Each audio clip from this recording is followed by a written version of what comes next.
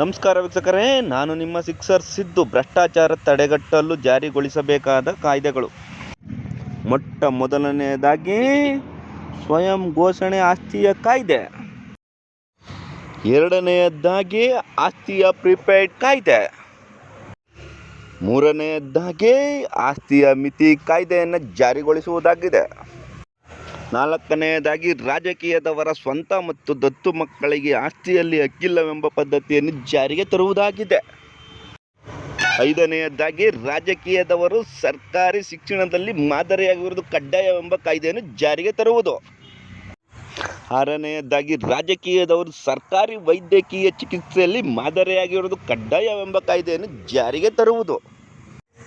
ಏಳನೆಯದಾಗಿ ರಾಜಕೀಯದವರು ಇಂದಿರಾ ಕ್ಯಾಂಟೀನ್ಗಳಿನ ಊಟದ ವ್ಯವಸ್ಥೆಗೆ ಮಾದರಿಯಾಗಿರುವುದು ಕಡ್ಡಾಯವೆಂಬ ಕಾಯ್ದೆಯನ್ನು ಜಾರಿಗೆ ತರುವುದು.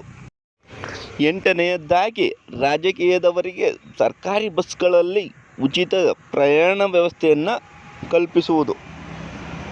ಒಂಬತ್ತನೆಯದಾಗಿ ರಾಜಕೀಯದವರು KTDC ಪ್ರವಾಸೋದ್ಯಮಗಳಲ್ಲಿ ವಾಸ್ತವ್ಯವನ್ನು ಕಡ್ಡಾಯ ಮಾಡುವುದು. ಹತ್ತನೆಯದಾಗಿ ರಾಜಕೀಯದವರಿಗೆ 5 ವರ್ಷಗಳಿಗೊಮ್ಮೆ ಸಂಬಳ ಬಿಡುಗಡೆ ಕಾಯ್ದೆಯನ್ನು ಜಾರಿಗೊಳಿಸುವುದು. 11ನೆಯದಾಗಿ ರಾಜಕೀಯದವರಿಗೆ ಪಿಂಚಣಿ ಕಡಿತ ಕಾಯ್ದೆಯನ್ನು ಜಾರಿಗೆ ತರುವುದು. 12ನೆಯದಾಗಿ ಇದು ಅತಿ ಮುಖ್ಯವಾದಂತಹ ಕಾಯ್ದೆ, ರಾಜಕೀಯದವರ ವಹಿವಾಟನ್ನು ಡಿಜಿಟಲ್ ಮಾಡುವುದು ಕಡ್ಡಾಯವೆಂಬ ಕಾಯ್ದೆಯನ್ನು ಜಾರಿಗೆ ತರುವುದು. 13ನೆಯದಾಗಿ ED ಕಾಯ್ದೆ. ಈ ಕಾಯ್ದೆಯ ಪ್ರಕಾರ ಪ್ರತಿ ವರ್ಷ ರಾಜಕೀಯದವರ ವಿವರವನ್ನು ಕೊಡುವ ಕಾಯ್ದೆಯಾಗಿರುತ್ತದೆ. ಇಷ್ಟೆಲ್ಲ ಕಾಯ್ದೆಗಳನ್ನು ತಂದು ಆಡಳಿತವನ್ನು ನಡೆಸಬೇಕಾದರೆ ರಾಜಕೀಯ ಏತಕ್ಕೆ ಬೇಕು, ಚುನಾವಣೆ ಏತಕ್ಕೆ ಬೇಕು, ನಮಗೆ ನಾವೇ ಆಡಳಿತ ನಡೆಸಿಕೊಳ್ಳುತ್ತೇವೆ ಎಂದ ವಿದ್ಯಾವಂತರು. ಕಮೆಂಟ್ ಮಾಡಲು ಬಂದವರಿಗೆ ಸ್ವಾಗತ ಸುಸ್ವಾಗತ. ನನ್ನ ಅನಿಸಿಕೆ ಪ್ರಕಾರ ಕಮೆಂಟ್ ಹೀಗೂ ಇರಬಹುದು: ಅಣ್ಣ 10 kg ಅಕ್ಕಿ, ಕರೆಂಟ್ ಕೊಟ್ಬಿಡೋಣ, ಸಾಮಾನ್ಯನಂತೆ ಜೀವನ ನಡೆಸಲಿ ರಾಜಕೀಯದವರು. ವ್ಯವಸ್ಥೆ ಇರುವುದೇ ಹಾಗೆ, ರಾಜನಂತೆ ನಡೆಸಿಕೊಳ್ಳುತ್ತಿರುವುದು ನಾವೇ. ಭ್ರಷ್ಟಾಚಾರ ರಾಜಕೀಯದಲ್ಲ, ಬೇರೆ ಬೇರೆ ಇಲಾಖೆಗಳಲ್ಲೂ ನಡೆಯುತ್ತದೆ. ನಾನು ಈ ಹೇಳಿದ ಕಾಯ್ದೆಗಳಿಗೆ ಅನ್ವಯವಾಗುವಂತೆ ರಾಜಕೀಯ ಎಂಬುದನ್ನು ತೆಗೆದು ಯಾವ ಇಲಾಖೆಗೆ ಸಂಬಂಧಪಟ್ಟಿದೆ ಎಂಬುದನ್ನು ತಿಳಿದು ಆ ಇಲಾಖೆಯನ್ನು ಮುಂದೆ ಸೇರಿಸುವುದರಿಂದ ಎಲ್ಲ ಇಲಾಖೆಗಳಲ್ಲೂ ಭ್ರಷ್ಟಾಚಾರವನ್ನು ನಿಯಂತ್ರಣ ಮಾಡಬಹುದು. ಭ್ರಷ್ಟಾಚಾರವೆಂಬುದು ಒಂದು ದೊಡ್ಡ ಮಹಾಮಾರಿ ಕಾಯಿಲೆ ಇದ್ದ ಹಾಗೆ. ಒಂದು ಮರದ ಕೆಳಗೆ ಚಪ್ಪಲಿ ಕೆಲಸವನ್ನು ಮಾಡುವಂಥ ವ್ಯಕ್ತಿ ಹೇಳಿದನಂತೆ, ಮುಂದಿನ ದಿನಗಳಲ್ಲಿ ನನ್ನ ಮಗ ಪಕ್ಕದಲ್ಲಿ ಅಥವಾ ಎದುರುಗಡೆ ಇದೇ ಕೆಲಸವನ್ನು ಮಾಡಬೇಕಾಗುತ್ತದೆ. ಆದರೆ ಅಂದುಕೊಳ್ಳುವ ಸಮಯದಲ್ಲಿ ಸಂವಿಧಾನವು ನನಗೆ ಕನಸು ಕಾಣುವ ಹಕ್ಕನ್ನು ಕೊಟ್ಟಿದೆ. ಮುಂದಿನ ದಿನಗಳಲ್ಲಿ ನನ್ನ ಮಗ IAS ಆಗಬಹುದು, ಉದ್ಯೋಗ ಸಿಗಬಹುದು ಎಂಬ ಕನಸನ್ನು ಕಾಣುವ ಹಕ್ಕನ್ನು ಸಂವಿಧಾನ ಕೊಟ್ಟಿದೆ ಅಂತ ಹೇಳುತ್ತಿದ್ದಾನೆ. ಆದರೆ ವಾಸ್ತವದಲ್ಲಿ ನಡೆಯುತ್ತಿರುವುದೇ ರಾಜಕೀಯ ಭ್ರಷ್ಟಾಚಾರವಾಗಿದೆ. ಉದಾಹರಣೆ, KPSCಯ ಪರೀಕ್ಷೆಯ ಫಲಿತಾಂಶ ಹೊರಬಿದ್ದಿದ್ದು ಒಂದೇ ಕೊಠಡಿಯ 10 ವಿದ್ಯಾರ್ಥಿಗಳು ಪಾಸಾಗಿದ್ದು ಭ್ರಷ್ಟಾಚಾರದ ಛಾಯೆಯನ್ನು ಮೂಡಿಸುತ್ತಿದೆ. ಇದರಲ್ಲಿ ಕಷ್ಟಪಟ್ಟು ಓದಿ ಪರೀಕ್ಷೆಗಾಗಿ ತಮ್ಮ ಜೀವನವನ್ನೇ ಮುಡಿಪಾಗಿಟ್ಟವರು ದುಡ್ಡಿಲ್ಲವೆಂಬ ಕಾರಣಕ್ಕೆ ಹುದ್ದೆಯನ್ನು ಪಡೆಯಲಾಗುತ್ತಿಲ್ಲ ಎಂಬುದನ್ನು ಇಲ್ಲೇ ಸ್ಪಷ್ಟಪಡಿಸುತ್ತಿದೆ. ಈಗ ನಾವು ಕಷ್ಟಪಟ್ಟು ಓದುವುದಲ್ಲದೆ ಬ್ಯಾಕ್ಗ್ರೌಂಡ್ ಮತ್ತು ಹಣವನ್ನು ಇಟ್ಟು ಭ್ರಷ್ಟಾಚಾರವನ್ನು ಮಾಡಿ ನಂತರ ನಾವೇ ಮುಂದಿನ ದಿನಗಳಲ್ಲಿ ಭ್ರಷ್ಟಾಚಾರವನ್ನು ಮಾಡುವುದು ಹೇಗೆ ಎಂಬುದನ್ನು ಈ ರಾಜಕೀಯ ವ್ಯವಸ್ಥೆ ಕಲಿಸುತ್ತಿದೆ. KPSC ಪರೀಕ್ಷೆಯಲ್ಲಿ ಭ್ರಷ್ಟಾಚಾರ ನಡೆದಿದೆಯೇ ಅಥವಾ ನಡೆದಿಲ್ಲವೇ ಎಂಬುದನ್ನು ತನಿಖೆ ಮುಖಾಂತರ ಇದನ್ನು ತನಿಖೆಗೊಳಪಡಿಸಿ ಕೆಪಿಎಸ್ಸಿಯಲ್ಲಿ ಭ್ರಷ್ಟಾಚಾರವನ್ನು ಎಸಗಲಾಗಿದೆಯೇ ಎಂಬುದನ್ನು ಖಾತ್ರಿಪಡಿಸಿಕೊಂಡು ಭ್ರಷ್ಟಾಚಾರ ನಡೆದಿದೆ ಎಂಬುದಾದರೆ ಭ್ರಷ್ಟಾಚಾರದಲ್ಲಿ ಒಳಪಡ್ತಕ್ಕಂತಹ ಎಲ್ಲರಿಗೂ ಗಲ್ಲು ಶಿಕ್ಷೆಯನ್ನು ವಿಧಿಸಬೇಕೆಂದು ಕಷ್ಟಪಟ್ಟು ಓದಿದವರ ವಿದ್ಯಾರ್ಥಿಗಳ ಜೀವನದಲ್ಲಿ ಚೆಲ್ಲಾಟವಾಡಿದ ಎಂಬ ಕಾರಣಕ್ಕೆ ಅವರಿಗೆ ಗಲ್ಲು ಶಿಕ್ಷೆಯನ್ನು ವಿಧಿಸಬೇಕೆಂದು ಎಲ್ಲ ವಿದ್ಯಾರ್ಥಿ ಸಂಘದವರು ಹೋರಾಟ ಮಾಡಿ ಗಲ್ಲು ಶಿಕ್ಷೆಯನ್ನು ವಿಧಿಸುವವರೆಗೂ ಬಿಡಬಾರದು. ಮುಂದಿನ ದಿನಗಳಲ್ಲಿ ಭ್ರಷ್ಟಾಚಾರವನ್ನು ಎಸಗಲು ಎಲ್ಲರೂ ಕೂಡ ಹೆದರಬೇಕೆಂಬ ನೀತಿ ಪಾಠವನ್ನು ಈ ಮುಖಾಂತರ ತಿಳಿಸಬೇಕು ದೇಶಕ್ಕೆ. ಆದ್ದರಿಂದ ಭ್ರಷ್ಟಾಚಾರವನ್ನು ಮಾಡದಿರಿ, ಮಾಡಲು ಬಿಡದಿರಿ. ಉತ್ತಮ ಸಮಾಜಕ್ಕಾಗಿ, ಉತ್ತಮ ಭವಿಷ್ಯಕ್ಕಾಗಿ, ನಿಮ್ಮ ಮಕ್ಕಳ ಉಜ್ವಲ ಭವಿಷ್ಯಕ್ಕಾಗಿ ನಾನು ಒಂದು ಒಳ್ಳೆ ಕಂಟೆಂಟನ್ನು ಮಾಡಿದ್ದೇನೆ. ನಿರ್ಮಲಾ ಸೀತಾರಾಮನ್ ರವರೇ ನನಗೆ ಈ ಕಂಟೆಂಟ್ಗಾಗಿ ಒಂದೊಳ್ಳೆ ಪ್ರಶಂಸೆ ಮತ್ತು ಒಂದು ಉಡುಗೊರೆಯನ್ನು ಕೊಡಬೇಕಾಗಿ ಈ ಮೂಲಕ ಕೇಳುತ್ತೇನೆ. ಈ ಕಂಟೆಂಟ್ ನಿಮಗೆ ಇಷ್ಟವಾದಲ್ಲಿ ಲೈಕ್ ಮಾಡಿ ಮತ್ತು ಫಾಲೋ ಮಾಡಿ, ಬೆಲ್ ಬಟನ್ ಹೊಡೆಯೋದು ಮಾತ್ರ ಮರಿಬೇಡಿ. 79 ವರ್ಷಗಳಲ್ಲಿನ ಆಡಳಿತದಲ್ಲಿ ಭ್ರಷ್ಟಾಚಾರ ನಡೆದಿದ್ದೇ ಆಗಿದ್ದರೆ ಅದನ್ನು ಕಂಡುಹಿಡಿಯಲು ಸಾಧ್ಯ ಇದೆಯಾ ಇಲ್ಲವೇ? ಒಂದು ರೈಲು 50 ವೇಗದಲ್ಲಿ 30 ಕಿಲೋಮೀಟರ್ ಚಲಿಸಲು 1 ಗಂಟೆಯನ್ನು ತೆಗೆದುಕೊಂಡರೆ 120 ಕಿಲೋಮೀಟರ್ ಚಲಿಸಲು ತೆಗೆದುಕೊಳ್ಳುವ ಗಂಟೆ ಎಷ್ಟು ಎಂಬುದನ್ನು ಕಂಡುಹಿಡಿಯುವುದಾದರೆ ಒಬ್ಬ ಇಂಜಿನಿಯರ್ ತಿಂಗಳಿಗೆ 60,000 ರೂಪಾಯಿಗಳನ್ನು ಸಂಬಳ ತೆಗೆದುಕೊಂಡು ಅವನು 20 ವರ್ಷಗಳ ಕಾಲ ಕೆಲಸ ಮಾಡಿದ್ದಾನೆ. ಅವನಲ್ಲಿರಬೇಕಾದ ಹಣವೆಷ್ಟು ಎಂಬುದನ್ನು ಕಂಡುಹಿಡಿಯಲು ಸಾಧ್ಯವಿಲ್ಲವೇ? ಮತ್ತೊಂದು ಉದಾಹರಣೆ ನೋಡುವುದಾದರೆ ಒಬ್ಬ PDO 29 ವರ್ಷಕ್ಕೆ ಕೆಲಸಕ್ಕೆ ಸೇರುತ್ತಾನೆ. ಸಂಬಳ 40,000 ರೂಗಳು ಇರುತ್ತದೆ. ಅವನಿಗೆ ಇವಾಗ 39 ವರ್ಷಗಳ ಕಾಲ ಸೇವೆ ಸಲ್ಲಿಸಿದ್ದಾನೆ. ಅವನಿಗಾದ ವಯಸ್ಸೆಷ್ಟು? ಅವನಲ್ಲಿ ಇರಬೇಕಾದ ಆಸ್ತಿಯ ಮೊತ್ತವೆಷ್ಟು ಎಂಬುದನ್ನು ಕಂಡುಹಿಡಿಯಲು ಸಾಧ್ಯವಿಲ್ಲವೇ? ಮತ್ತೊಂದು ಉದಾಹರಣೆ ನೋಡುವುದಾದರೆ ಒಬ್ಬ ಪೊಲೀಸ್ 30 ವರ್ಷಕ್ಕೆ ಕೆಲಸಕ್ಕೆ ಸೇರಿದ್ದಾನೆ. ಅವನಿಗೆ 2026ಕ್ಕೆ 80 ವರ್ಷಗಳು, 25,000 ಸಂಬಳ. ಅವನು ಎಷ್ಟು ವರ್ಷಗಳ ಕಾಲ ಸೇವೆ ಸಲ್ಲಿಸಿದ್ದಾನೆ ತಿಳಿಸಿ. ಮತ್ತು ಅವನ ಬಳಿ ಇವಾಗ ಒಂದು ಹೊಸ ಮನೆ ಇದೆ. ಅದರ ಬೆಲೆ 80 ಲಕ್ಷ ರೂಗಳು ಮತ್ತು ಇತ್ತೀಚೆಗೆ ಅವನ ಮಗಳ ಮದುವೆಯನ್ನು 20 ಲಕ್ಷ ಖರ್ಚು ಮಾಡಿದ್ದಾನೆ.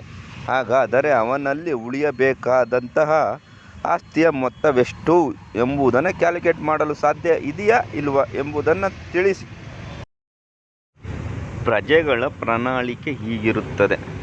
ರಾಜಕೀಯದಿಂದ ಬೇಸತ್ತ ಪ್ರಜೆಗಳು ಮೊದಲನೆಯದಾಗಿ ಕೇಳುವಂತಹ ಪ್ರಣಾಳಿಕೆ ಏನೆಂದರೆ ನಮಗೆ ಬದುಕುವ ಹಕ್ಕು. ಮೊದಲನೆಯದಾಗಿ ಕೇಳುವುದೇ ಬದುಕುವ ಹಕ್ಕನ್ನು ಕೊಡಿ ಅಂತ. ಎರಡನೆಯದಾಗಿ ರೈತರಿಗೆ ಉತ್ತಮ ಮಾರುಕಟ್ಟೆ ಸೌಲಭ್ಯವನ್ನು ಒದಗಿಸಿ. ಮೂರನೆಯದಾಗಿ ರೈತರಿಗೆ ಬೆಂಬಲ ಬೆಲೆಯನ್ನು ಕೊಡಿ. ನಾಲ್ಕನೆಯದಾಗಿ ರೈತರಿಗೆ PF ನೀಡಬೇಕು. ಐದನೆಯದಾಗಿ ಆಟೋ ಚಾಲಕರಿಗೆ PF ನೀಡಬೇಕು. ಆರನೆಯದಾಗಿ ದಿನಗೂಲಿ ನೌಕರರಿಗೆ PF ನೀಡಬೇಕು. ಏಳನೆಯದಾಗಿ ವ್ಯಾಪಾರಸ್ಥರಿಗೆ PF ನೀಡಬೇಕು. ಎಂಟನೆಯದಾಗಿ ಉತ್ತಮ ಸರ್ಕಾರಿ ಶಿಕ್ಷಣವನ್ನು ನೀಡಬೇಕು. ಒಂಬತ್ತನೆಯದಾಗಿ ಉಚಿತ ಸರ್ಕಾರಿ ವೈದ್ಯಕೀಯ ಚಿಕಿತ್ಸೆಯನ್ನು ನೀಡುವುದು. ಹತ್ತನೆಯದಾಗಿ ಉತ್ತಮ ಸುಲಭ ಶೌಚಾಲಯದ ವ್ಯವಸ್ಥೆಯನ್ನು ನೀಡುವುದು. 11ನೆಯದಾಗಿ ಉದ್ಯೋಗ ಸೃಷ್ಟಿ ಮಾಡುವುದು. 12ನೆಯದಾಗಿ ಉತ್ತಮ ಸಾರಿಗೆ ವ್ಯವಸ್ಥೆಯನ್ನು ಒದಗಿಸುವುದಾಗಿದೆ. ಭ್ರಷ್ಟಾಚಾರವನ್ನು ಕಂಡುಹಿಡಿಯುವ ಸೂತ್ರಗಳಾವುವು? ಮೊದಲನೆಯದಾಗಿ ED ರೇಡ್. ಎರಡನೆಯದಾಗಿ ಹಗರಣಗಳ ಮೇಲಿನ ಮರುಪರಿಶೀಲನೆಗೆ ಅನುಮತಿಯನ್ನು ಕೊಡತಕ್ಕದ್ದು. ಪರಿಶೀಲಿಸಿದ ವರದಿಯನ್ನು ಜನರ ಮುಂದೆ ಇಡುವುದು. ಏಕೆಂದರೆ ಇಡಿಯವರ ಲೋಪದೋಷವನ್ನು ಜನರು ಕಂಡು ಹಿಡಿಯುವುದು. ಇದರಿಂದ ಸಂಪೂರ್ಣವಾಗಿ ಭ್ರಷ್ಟಾಚಾರ ಮುಕ್ತ ದೇಶವನ್ನಾಗಿ ಮಾಡಬಹುದು. ಭ್ರಷ್ಟಾಚಾರ ನಿಯಂತ್ರಣ ಕಾಯ್ದೆಗಳ ವಿವರಣೆಗಳು. ಮೊಟ್ಟ ಮೊದಲನೇ ಕಾಯ್ದೆಯಾದಂಥ ಸ್ವಯಂ ಘೋಷಣೆ ಆಸ್ತಿಯ ಕಾಯ್ದೆ. ಈ ಕಾಯ್ದೆಯ ಹೆಸರೇ ಹೇಳುವ ಹಾಗೆ ಪ್ರತಿಯೊಬ್ಬನೂ ಕೂಡ ತನ್ನ ಆಸ್ತಿಯನ್ನು ಘೋಷಣೆಯನ್ನು ಮಾಡಬೇಕಾಗಿರುತ್ತದೆ. ಎರಡನೇದಾಗಿ ಆಸ್ತಿಯ ಪ್ರಿಪೇಯ್ಡ್. ಒಬ್ಬ ಅಧಿಕಾರಿ ಅಥವಾ ರಾಜಕಾರಣಿಯು ಎಷ್ಟು ಆಸ್ತಿಯನ್ನು ಗಳಿಸಬಹುದೆಂಬುದನ್ನು ಅವನು ಕರ್ತವ್ಯಕ್ಕೆ ಸೇರಿದ ದಿನದಿಂದಲೇ ಕ್ಯಾಲ್ಕುಲೇಟ್ ಮಾಡಿ ಅದರ ಆಧಾರದಂತೆ ಆಸ್ತಿಯನ್ನು ಗಳಿಸಲು ಅನುಮತಿ ಮಾಡಿಕೊಡತಕ್ಕದ್ದು. ಮೂರನೆಯದಾಗಿ ಆಸ್ತಿಯ ಮಿತಿ ಕಾಯ್ದೆ. ಒಂದು ಕುಟುಂಬಕ್ಕೆ ಬೇಕಾದಂತಹ ಅವಶ್ಯಕತೆಗಳನ್ನು ಮಾತ್ರ ಪೂರೈಸುವುದು. ಹೆಚ್ಚಿಗೆ ಆಸ್ತಿ ಮಾಡುವ ಅವಶ್ಯಕತೆವಿಲ್ಲವೆಂದು ಈ ಆಸ್ತಿ ಹೇಳುತ್ತದೆ. ನಾಲ್ಕನೆಯದಾಗಿ ರಾಜಕೀಯದವರ ಸ್ವಂತ ಮಕ್ಕಳಿಗೆ ಆಸ್ತಿಯಲ್ಲಿ ಹಕ್ಕಿಲ್ಲವೆಂಬ ಪದ್ಧತಿ. ಇದು ರಾಜರ ಕಾಲದಲ್ಲಿ ದತ್ತು ಮಕ್ಕಳಿಗೆ ಹಕ್ಕಿಲ್ಲವೆಂಬ ಪದ್ಧತಿಯನ್ನು ಜಾರಿಗೆ ತಂದಿದ್ದರು. ಕಾರಣ ರಾಜರ ಆಳ್ವಿಕೆಯಲ್ಲೇ ರಾಜರ ಆಸ್ತಿ ಅವರ ಮಕ್ಕಳಿಗೆ ಹೋಗದಿರಲಿ ಎಂಬ ಕಾರಣಕ್ಕೆ ಬ್ರಿಟಿಷರು ತಂದಂತಹ ಕಾಯ್ದೆ ದತ್ತು ಮಕ್ಕಳಿಗೆ ಹಕ್ಕಿಲ್ಲವೆಂಬ ಪದ್ಧತಿ.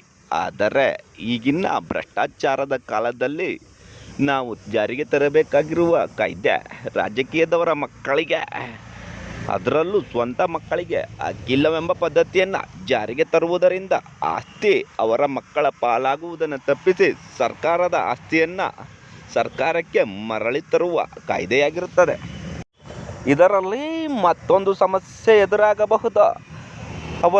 ರಾಜಕೀಯದವರು ತಮ್ಮ ಹೆಸರಿಗೆ ಆಸ್ತಿಯನ್ನು ಮಾಡದೆ ಮಕ್ಕಳ ಹೆಸರಿನಲ್ಲೇ ಡೈರೆಕ್ಟ್ ಆಗಿ ಆಸ್ತಿ ಮಾಡಲು ಪ್ರಾರಂಭಿಸುತ್ತಾರೆ.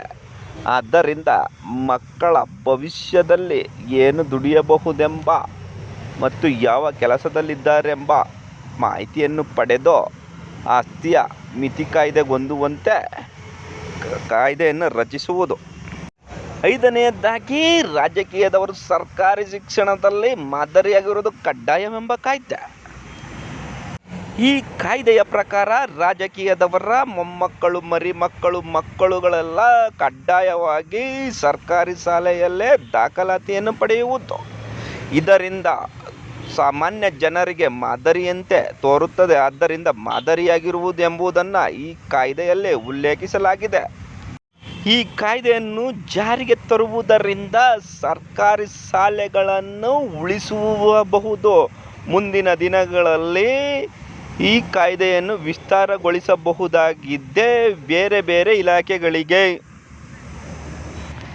ಇತ್ತೀಚಿನ ದಿನಗಳಲ್ಲಿ ಸರ್ಕಾರಿ ಶಾಲೆಯ ಉಳಿವಿಗಾಗಿ ಕೆಚ್ಚೆದೆಯ ಕನ್ನಡತಿ ಎಂಬ ಅನುವಾಕರವರು ಶಾಲೆಗಳಿಗೆ ಪೇಂಟ್ ಮಾಡುವುದರ ಮೂಲಕ ಅದರ ಮೆರುಗನ್ನು ಹೆಚ್ಚಿಸಿ ಸರ್ಕಾರಿ ಶಾಲೆಗಳನ್ನು ಉಳಿಸುವ ಕಾರ್ಯಕ್ರಮಗಳನ್ನು ಮಾಡುತ್ತಿದ್ದಾರೆ. ವಿಪರ್ಯಾಸವೆಂದರೆ ಸರ್ಕಾರಿ ನೌಕರರು ಮತ್ತು ಸರ್ಕಾರಿ ಶಿಕ್ಷಕರು ತಮ್ಮ ಮಕ್ಕಳನ್ನು ಖಾಸಗಿ ಶಾಲೆಯಲ್ಲಿ ಸೇರಿಸಿರುತ್ತಾರೆ. 50,000 ರೂಪಾಯಿ ಸಂಬಳ ಪಡೆಯುವ ಸರ್ಕಾರಿ ಶಿಕ್ಷಕನು 12,000 ರುಗಳನ್ನು ವೇತನ ಪಡೆಯುವ ಖಾಸಗಿ ಶಾಲೆಯ ಶಿಕ್ಷಕರಿಗೆ ಹೋಗಿ ತಮ್ಮ ಮಕ್ಕಳು ಹೇಗೆ ಓದುತ್ತಿದ್ದಾರೆ ಎಂಬುದನ್ನು ಅವರ ಹತ್ತಿರ ಇವರು ಕೇಳುತ್ತಾರೆ. ಸರ್ಕಾರಿ ಶಾಲೆಗಳನ್ನು ಮುಚ್ಚಿದರಲ್ಲವೇ ಪ್ರೈವೇಟ್ ಶಾಲೆಗಳಲ್ಲಿನ ದಾಖಲಾತಿ ಪ್ರಾರಂಭವಾಗುವುದು. ಅವರಿಗೆ ಹೆಚ್ಚು ಲಾಭಗಳು ದೊರೆಯುವುದಲ್ಲವೇ? ಮಾಡಲು ಸರ್ಕಾರಿ ಕೆಲಸವೇ ಬೇಕು. ತಮ್ಮ ಮಕ್ಕಳನ್ನು ಓದಿಸಲು ಖಾಸಗಿ ಶಾಲೆಗಳೇ ಬೇಕು. ಏಕೆಂದರೆ ಅದರಲ್ಲಿನ ಉತ್ತಮ ವ್ಯವಸ್ಥೆಯಂತೆ ಖಾಸಗಿ ಶಾಲೆಗಳಿಗೆ ಖರ್ಚಾಗುವ ವೆಚ್ಚಗಳೆಷ್ಟು ಮತ್ತು ಸರ್ಕಾರಿ ಶಾಲೆಗಳಿಗೆ ಖರ್ಚಾಗುವ ವೆಚ್ಚಗಳೆಷ್ಟು? ಒಬ್ಬ ಸರ್ಕಾರಿ ಶಿಕ್ಷಕನಾಗಲು ಪರೀಕ್ಷೆಯನ್ನು ಬರೆದು ಅದರಲ್ಲಿ ಉತ್ತೀರ್ಣರಾಗಿರಬೇಕು. ಆದರೆ ಖಾಸಗಿ ಶಾಲೆಗಳಲ್ಲಿ ಸೇರುತ್ತಾರೆ. ಸರ್ಕಾರಿ ಶಾಲೆಗಳಲ್ಲಿ ವಿದ್ಯಾಭ್ಯಾಸವನ್ನು ಮಾಡುತ್ತಿರುವಂತಹ ವಿದ್ಯಾರ್ಥಿಗಳು ಬಡವರೆಂದು ಪರಿಗಣಿಸಿದರೆ ಸರ್ಕಾರಿ ಉದ್ಯೋಗವನ್ನು ಕೊಡುವುದು ಉತ್ತಮ. ಏಕೆಂದರೆ ನಮ್ಮ ಸರ್ಕಾರವು ಬಡವರಿಗಾಗಿ ಉಚಿತ ಪಡಿತರ ಚೀಟಿ, ಭಾಗ್ಯಲಕ್ಷ್ಮಿ ಯೋಜನೆಗಳನ್ನು ಜಾರಿಗೆ ತಂದು ಬಡತನ ನಿರ್ಮೂಲನೆಗಾಗಿ ಶ್ರಮಿಸುತ್ತಿದೆ.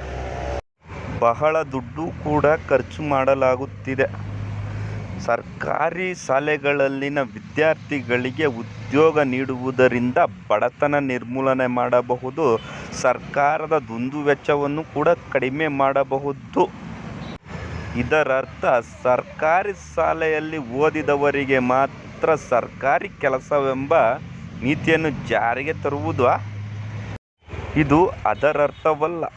ಏಕೆಂದರೆ ಸರ್ಕಾರಿ ಶಾಲೆಗಳಲ್ಲಿನ ಅಳಿವು ಉಳಿವಿನ ಪ್ರಶ್ನೆ ಆಗಿರುವುದರಿಂದ ಎಲ್ಲ ಸರ್ಕಾರಿ ನೌಕರರು ತಮ್ಮ ಮಕ್ಕಳನ್ನು ಸರ್ಕಾರಿ ಶಾಲೆಯಲ್ಲೇ ಓದಿಸಬೇಕೆಂಬ ನೀತಿಯನ್ನು ಜಾರಿಗೆ ತರುವುದು. ಇದು ಸಫಲವಾಗಬೇಕೆಂದರೆ ಸರ್ಕಾರಿ ಶಾಲೆಗಳಲ್ಲಿರುವಂತಹ ಲೋಪದೋಷಗಳನ್ನು ಸರಿಪಡಿಸುವುದು, ಶಿಕ್ಷಕರ ನೇಮಕಾತಿಯನ್ನು ಕೈಗೊಳ್ಳುವುದು. ಶಿಕ್ಷಕರ ನೇಮಕಾತಿಯನ್ನು ಕೈಗೆತ್ತಿಕೊಳ್ಳುವುದು, ನೇಮಕಾತಿ ಸಕ್ರಿಯಗೊಳಿಸುವುದು, ನಿಯಮಕ್ಕನುಗುಣವಾಗಿ ಕಾರ್ಯಕ್ಕನುಗುಣವಾಗಿ ಸಿಬ್ಬಂದಿಗಳನ್ನು ನೇಮಿಸುವುದು, ಉತ್ತಮವಾದ ಕೊಠಡಿ, ಉತ್ತಮವಾದಂಥ ಸೌಲಭ್ಯ, ಉತ್ತಮವಾದಂಥ ಶೌಚಾಲಯಗಳನ್ನು ಒದಗಿಸುವುದರಿಂದ ಸರ್ಕಾರಿ ಶಾಲೆಗಳತ್ತ ವಿದ್ಯಾರ್ಥಿಗಳನ್ನು ಸೆಳೆಯಬಹುದು. ಪೋಷಕರಲ್ಲೂ ಸಹ ಉತ್ತಮವಾದಂಥ ಮನೋಭಾವವನ್ನು ಮೂಡಿಸುವುದು ಅತ್ಯಗತ್ಯವಾಗಿರುತ್ತದೆ.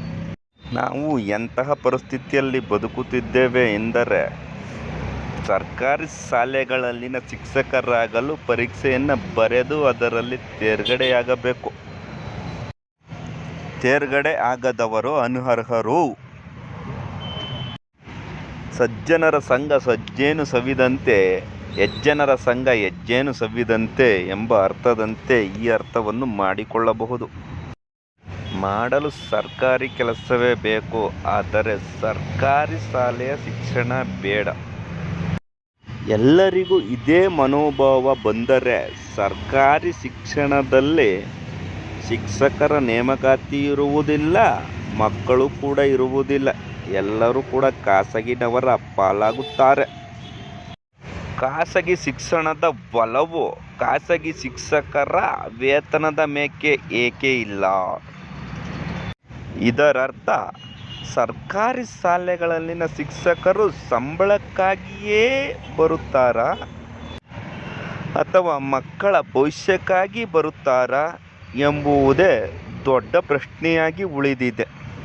ಅಥವಾ ಸರ್ಕಾರದ ಸವಲತ್ತುಗಳ ಕೊರತೆಯಿಂದಾಗಿ ಸರ್ಕಾರಿ ಶಾಲೆಗಳು ಹಿಂದೆ ಉಳಿದಿದ್ದವ?